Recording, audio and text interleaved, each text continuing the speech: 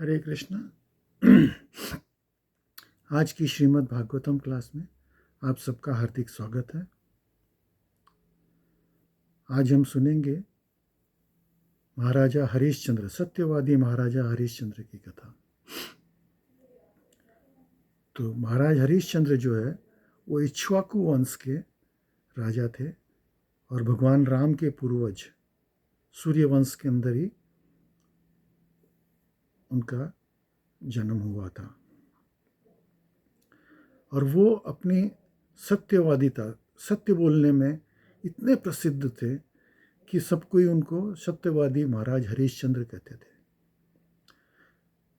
वो इतने सत्यनिष्ठ थे कि सपने में भी अगर उन्होंने कुछ सोचा है, अगर कुछ उन्होंने कमिटमेंट कर दिया है, तो एक बार जो उन्होंने कमिटमेंट कर दिया तो फिर तो वो खुद की भी नहीं सुनते थे। तो वो इतने ज़्यादा निष्ठ थे। तो एक बार क्या हुआ, उनके सपने में ऐसा आया कि उन्होंने अपना पूरा राज्य विश्वामित्र मुनि जो है बहुत ही गुस्सेल और ब्रह्म ऋषि थे, लेकिन उनको गुस्सा बहुत तेज था। और वैसे क्योंकि वो ब्रह्म ऋषि थे तो लोग बाग जो है उनका बहुत रेस्पेक्ट करते थे।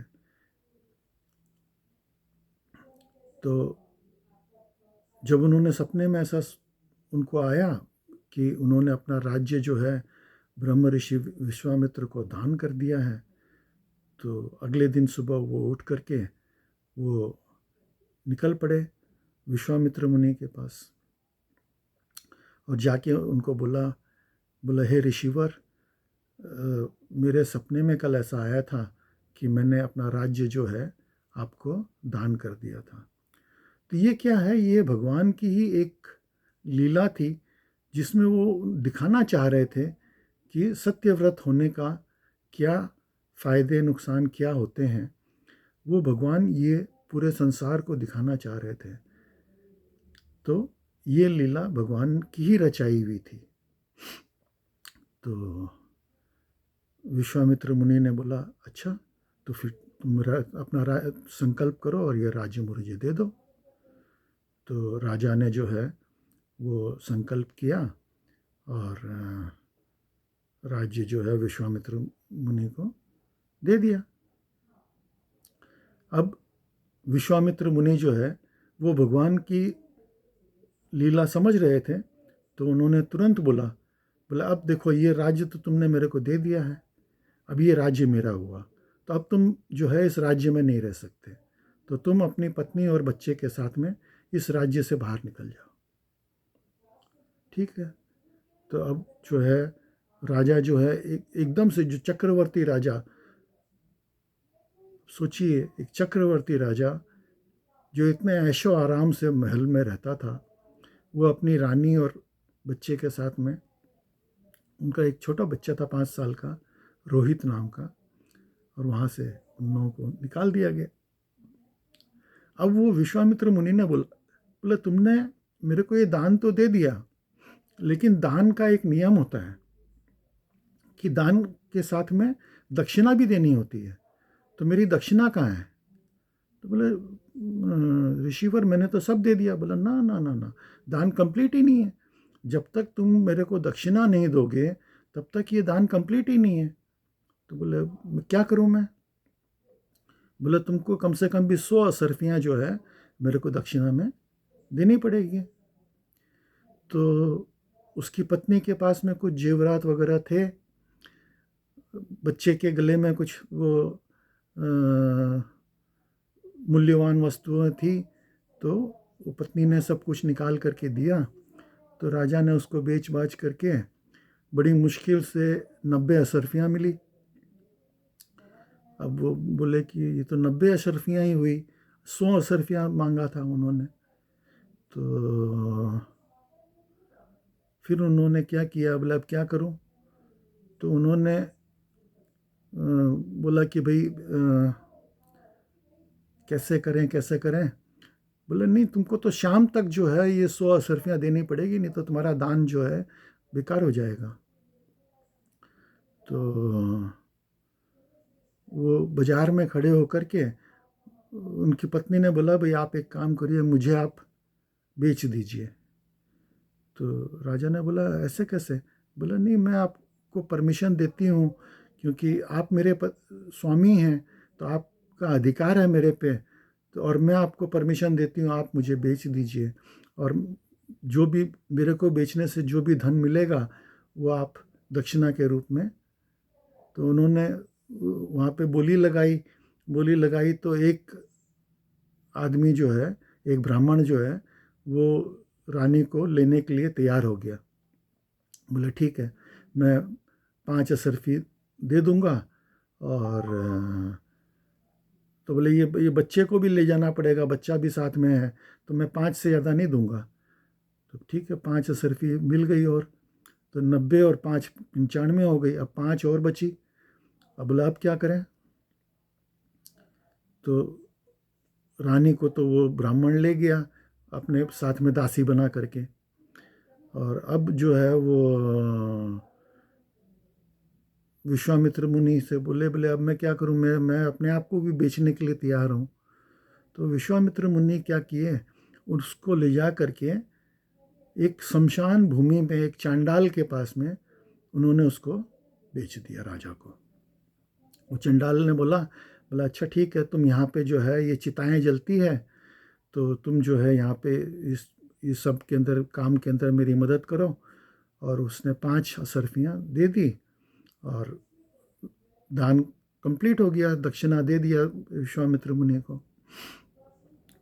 और वो राजा हरिश्चंद्र जो है वो चांडाल के यहाँ पे काम करने लगे। अब चांडाल ने उनको आज्ञा दी कि भाई तुमको जो है यहाँ पे दाह संस्कार किया जाता है, तो किसी से भी बिना कर लिए बिना यहाँ पे किसी को भी दाह संस्कार करने नहीं देना है। तो राजा ने बोला ठीक है। तो उसने सब नियम बता दिए चांडाल ने उनको कि भाई तुमको इसका इतना कर लेना है, छोटे का इतना, बड़े का इतना, इस तरह से ये सब कर लेना है, इतना सामग्री लेना है, इतना ये लेना है। और उसको इतना भी छूट दिया कि भाई ठीक है, इसमें से इतना हिस्सा तुम्हारा है, वो तुम्हारी जीविका चलाने के लिए तुम ले सकते हो। और तुम चाहो तो तुम्हारा जो हिस्सा है वो किसी को अगर तुमको माफ़ करना है तो वो तो तुम माफ़ कर सकते हो, लेकिन मेरा हिस्सा तो तुमको ले करके तुमको मेरे को देना ही पड़ेगा। ठीक है। तो इस तरह से राजा हरिश्चंद्र चांडाल के यहाँ पे काम करने लगे, और रानी जो है वो ब्राह्मण के यहाँ पे दासी के रूप में काम करने लगी। और वो बच्चा जो है वहीं रानी के साथ में रहने लगा। बहुत तकलीफ पा रहे थे ये लोग। तो एक बार क्या हुआ, वो बच्चा वहीं पे गार्डन में वो लोग खेल रहे थे, तो एक सांप ने जो है उस बच्चे को काट लिया। सांप ने काट लिया तो बच्चे की मृत्यु हो गई। अब रानी जो है उसके मृतक शरीर को लेकर के और दाह संस्कार करने के लिए पहुंची वहाँ पे। तो वहाँ पे महाराजा हरिश्चंद्र ही चांडाल के यहाँ पे काम कर रहे थे। तो देख करके खूब रोई, और महाराज भी खूब रोए। बोला मेरा बच्चे की मृत्यु हो गई। लेकिन अब दाह संस्कार करने के लिए उनको आज्ञा थी कि भाई बिना कर लिए बिना वो किसी को छोड़ नहीं सकते थे। तो बोले भाई कर लिए बिना तो मैं इसका दाह संस्कार नहीं कर सकता हूँ। रानी ने बोला भाई आपका पुत्र है। बोला मेरा पुत्र है तो क्या हुआ, मैं तो इसका दाह संस्कार नहीं कर सकता हूँ, क्योंकि मैंने वचन दिया है। तो रानी बोली भाई मेरे पास तो कुछ है नहीं, जो भी कुछ था वो सब तो मैंने दे दिया, ये बच्चे के भी पास में जो भी कुछ था वो सब दे दिया। तो उसके पास में आधी जो साड़ी पहन रखी थी उसकी आधी साड़ी फाड़ करके उसने दिया, बोला भाई कर के रूप में मैं ये आधी साड़ी दे सकता हूँ। तो राजा हरिश्चंद्र ने बोला, बोला ठीक है, ये कर के रूप में तो ये साड़ी में ले लूँगा, ये चांडाल को दे दूँगा, और मेरा हिस्सा मैं माफ़ कर दूँगा, आप दे दो। तो वो उसकी आधी साड़ी लेकर के कर के रूप में, और उस बच्चे का दाह संस्कार करने के लिए जैसे ही उन्होंने उसको रखा, इतने में वहाँ पे विश्वामित्र मुनि और वो चांडाल और प्रकट हो गए सब कोई। और विश्वामित्र मुनि ने बोला कि भाई ये चांडाल जो है ये इंद्र है, और ये जो है ये भगवान की रचाई हुई लीला थी। बोला ये तुम्हारा टेस्ट करने के लिए, और उस बच्चे को तुरंत वापस जीवित हो गया। और बोले भगवान ने जो है ये तुम्हारा टेस्ट करने के लिए ही ये लीला रचाई थी कि तुम जो है ये प्रूफ कर सको कि सबसे बड़ा सत्यवादी कौन है, वो महाराज हरिश्चंद्र। तो आज भी इतिहास के अंदर ये दर्ज है कि सत्यवादी महाराज हरिश्चंद्र। आज भी लोग बाग बोलते हैं तुम क्या सत्यवादी हरिश्चंद्र हो। कोई भी अगर परख किया जाता है कि सत्यता के बारे में, तो लोग बाग यही उपाधि देते हैं। तो इस तरह से महाराज हरिश्चंद्र की कथा से हमको ये सीखना चाहिए कि हमको अपने सत्य से अडिगना नहीं चाहिए।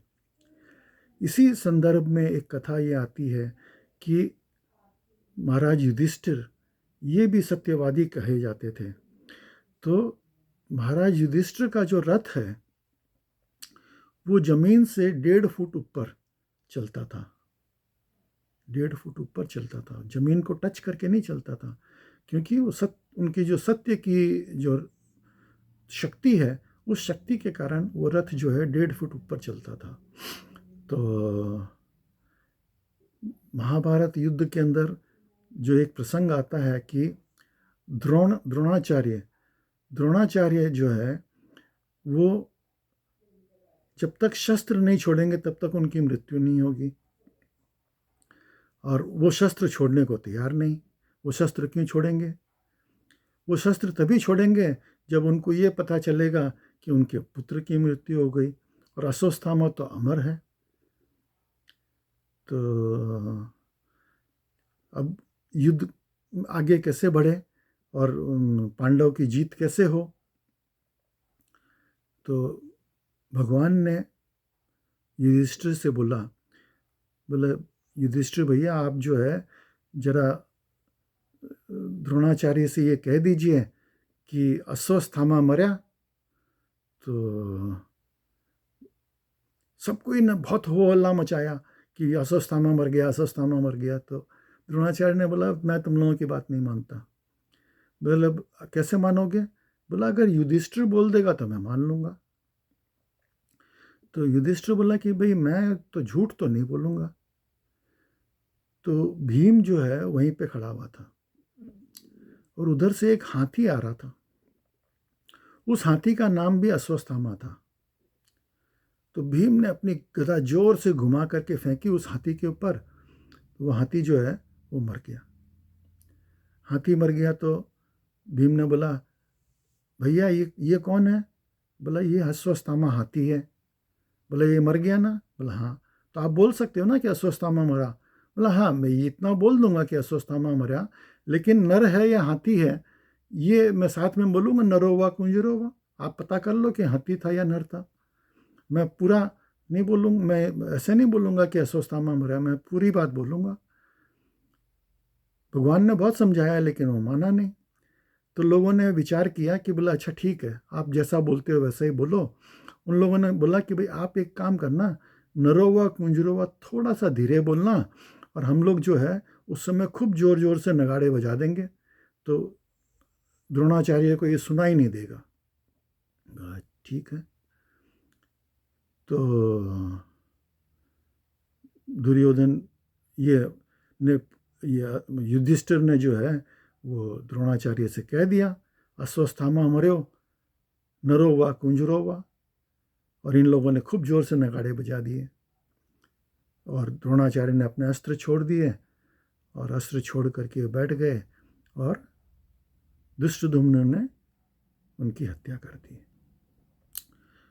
और इधर में क्या हुआ, जो इनका रथ जो 1.5 फुट ऊपर चलता था जमीन के ऊपर, वो तुरंत जमीन पे आ गया। तो अब सोचने की बात यह है, क्या उन्होंने झूठ बोला था इसलिए रथ जमीन पे आया, या क्यों नीचे आया? तो जमीन पे वो रथ इसलिए नीचे आया, वो झूठ तो उन्होंने बोला नहीं था, क्योंकि उन्होंने तो पूरी बात बोली थी, अस्वस्थामा मर्यो नरोवा कुंजरोवा, तो झूठ नहीं बोला था उन्होंने। तो फिर ये रथ नीचे क्यों आया? वो रथ इसलिए नीचे आया क्योंकि उन्होंने कृष्ण की बात पूरी नहीं मानी। कृष्ण ने उनसे बोला था कि आप जो है ऐसा बोलो, लेकिन वो मानने को तैयार नहीं हो रहे थे। वो बोले नहीं, मैं तो ऐसा बोलूँगा। तो कृष्ण की बात नहीं मानने का ये परिणाम है कि उनका रथ जो 1.5 फुट ऊपर चलता था वो नीचे आ गया। झूठ बोलने या नहीं बोलने से ही कोई फर्क नहीं है। तो वेदों में ये लिखा गया है, वेदेश्च सर्वम अहमेव वेद्य, मतलब भगवान जो हैं वो जो बोलते हैं वही ब्रह्म वाक्य है, वही वेद वाक्य है। तो भगवान अगर बोले अभी दिन है तो दिन है, भगवान बोले अभी रात है तो रात है, तो हमको वो मानना है। यही हमारी परीक्षा है, यही हमारी भक्ति है। हमको भक्ति में यही सीखना है। हम भगवान के विरुद्ध अगर हम जाएंगे तो हम कभी भी हम कुछ भी नहीं कर पाएंगे। हमको भगवान जैसा बोलते हैं वैसा ही करना है, चाहे वो हमको सुनने में देखने में ऐसा लगे कि हम जो है गलत कर रहे हैं, लेकिन नहीं, जो भगवान बोल रहे हैं वही परफेक्ट है और वही हमको करना चाहिए। तो आज की श्रीमद् भागवत की कथा में आप लोग सब सम्मिलित हुए, उसके लिए बहुत बहुत धन्यवाद। हरे कृष्णा।